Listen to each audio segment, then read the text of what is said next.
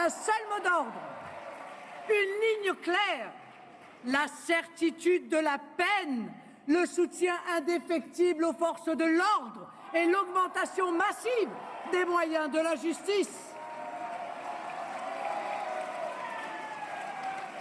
Jamais ma main ne tremblera lorsqu'il s'agira de défendre les Français et ceux qui les protègent. Ma main ne tremblera pas plus lorsqu'il s'agira de protéger les Français contre la submersion migratoire. Je l'ai dit et vous le constatez quotidiennement.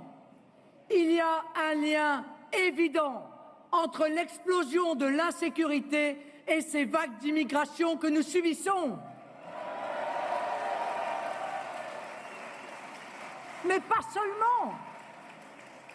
Qui peut également nier l'impact de l'immigration sur nos services publics, la saturation de nos hôpitaux, le manque de logements sociaux et l'engorgement de notre système judiciaire?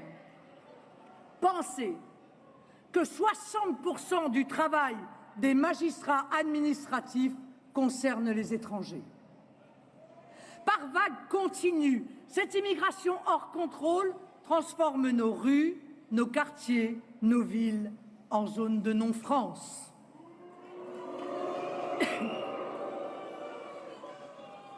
Elle installe chez nous des modes de vie qui ne sont pas les nôtres. Elle exige des accommodements qui sont en réalité, pour nous Français, la marque d'un reniement culturel. Elle se traduit par des revendications communautaristes incessantes, souvent incompatibles avec ce que nous sommes. Elle institue un séparatisme insidieux qui finit toujours par devenir belliqueux. C'est l'arrogant et sulfureux maire de Trappes qui dit à Jordan,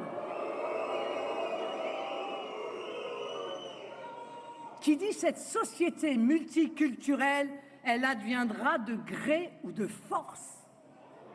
De force? Mais quel aveu! Avec ce torrent, c'est le communautarisme qui s'installe et qui fait le lit de l'islamisme.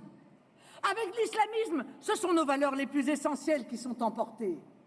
La laïcité, la mixité, l'égalité homme-femme, la liberté d'expression avec le retour du délit de blasphème, la liberté de croire ou de ne pas croire, la liberté d'enseigner ou d'informer. C'est cet islamisme qui conduit à des assassinats atroces comme celui de Samuel Paty, des persécutions comme celles subies par Mila ou des menaces infamantes comme celles subies par Ophélie Meunier. Pensez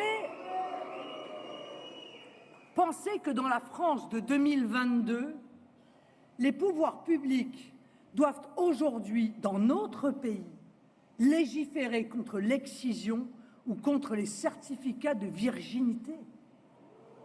Mais où va-t-on? Jamais la femme que je suis, née en 1968, aurait pu imaginer que nous en arrivions là. Malgré